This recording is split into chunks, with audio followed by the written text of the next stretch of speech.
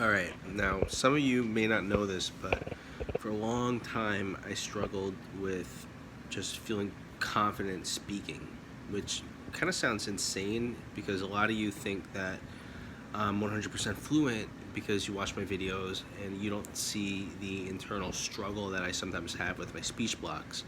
And I will say that, 2019 was a real game changer for me, guys. Making these vlogs, making daily videos, especially in public, it changed my life. I used to be afraid to make phone calls in public. I used to be afraid just to make phone calls in general because, like I said, I have speech blocks every now and then. It started around maybe middle school, and it's kind of followed me through the course of my life.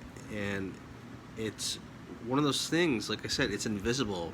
Many people think that stuttering is just like stuttering like that, but stuttering takes many forms, right? You can have speech blocks, and there, like I said, there are many forms that stuttering could take. I'm not a speech pathologist, so I'm not going to list the forms, but my point is, many you'd be surprised how subtle stuttering can be. So I want to just, I think, read a page from Gary Vaynerchuk's book. The book is called Crushing It. Here we go. It's a really good book. And there we go. How I'm Crushing It. Rodrigo Tasca Studios. His IG is Drigo_who. Rodrigo Tasca is not leading the glamorous life. The 31-year-old moved back into his parents' house in Florida to save on rent. He hired his sister to help with his videography business, and his studio was his bedroom. By the way, S's used to give me the worst time, especially reading out loud in class, in high school and middle school. I used to purposely forget my book at home so I wouldn't have to read out loud. So, anyway. Okay, so it's a far cry from where he used to live in New York, where he was photographing models and shooting behind-the-scenes videos for magazines. Yet, he still thinks he's got it better than some of his friends. In fact, he feels sorry for them. Moving back to Florida was a risk, but I knew I had to get out of my comfort zone. I could relate to that. That's what I did this year, creating this Instagram account and talking about my Tourette syndrome and speaking, just in general. Okay, so I lose my place a lot when I read too, by the way. So there's that. Okay, so but I was willing to start back at zero and put in the work. I wake up every day and I'm happy with what I'm doing. But then I'm hanging out with some friends and they're just like, God, I hate what I'm doing. Dude, there's no reason why you should be doing something that you hate nowadays. But they're afraid to fail, or they're afraid, or they're afraid that, or they're afraid about what their image will look like. He gets it. It's hard to impress women when you tell them that you're living with your parents. I'm 31 years old. Definitely feel like I want to settle down more. But if I meet a girl nowadays, there has to be an understanding. I'm trying to create something bigger here, and I need to make the sacrifice for the next year and a half of my life so I can have a better life and a potentially better life for us within the next 5 years. If you're not cool with that, then you're not the girl I'm looking for. I can relate to that.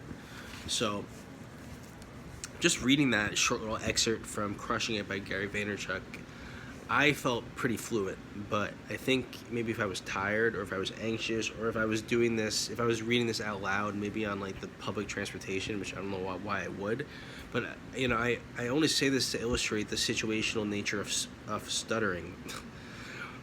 Like I said, S's to this day get me. I stutter when I say stuttering sometimes, or it's so weird. But like I said, I know people who stutter. They understand that it's very situational. You could be fluent around your friends, but stutter when you're trying to talk to a police officer, or stutter when or stutter when you're trying to talk to your crush, right? Like it's very tied to your emotions. And like I said, I know I've talked to people who stutter about my stuttering, and they've almost like nobody like laughed at me or doubted me, but they were like, I don't see it at all, or I don't hear it. And I mean, to me, that's almost a compliment, because I mean, I guess I'm fluent. I'm grateful for the fluency that I have, but it doesn't erase the issues I have with fluency. I mean, you can be 95% fluent, but that 5% will really f with you. Like it'll really mess with your head because I mean, it's a weird analogy, but it reminds me of the Viet Cong in Vietnam, where the stuttering in the blocks, it's like the Viet Cong just ambushing you. Like you're just walking in the forest, walking perfectly, and then you walk into like a trap that the Viet Cong set for you, and that's the stuttering, that's a block. These speech issues, to me, come out of nowhere, and it's just insane to me that just a lack of stability that one can have in their fluency. So anyway, I don't want to make this video too long, but one thing I would say to anybody that stutters or who has fluency issues is you need to read out loud every day. Read to your kids, I wouldn't even say read to your pets because that's too easy. Like make phone calls, expose yourself to the situations that you know you will stutter in.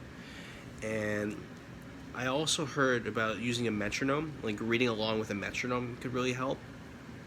Just search stuttering and metronome in Google, and there's actually medical devices that, or like apps that you could use. Another app is, I think it's called a voice delay, where you could read, like you could speak to your phone and you could hear your voice back in a delay. And interestingly enough, I've heard people report that they're more fluent when they hear their voice in a delay. So just some food for thought, guys. I hope that you liked this video and that you found it informative. Thank you for listening.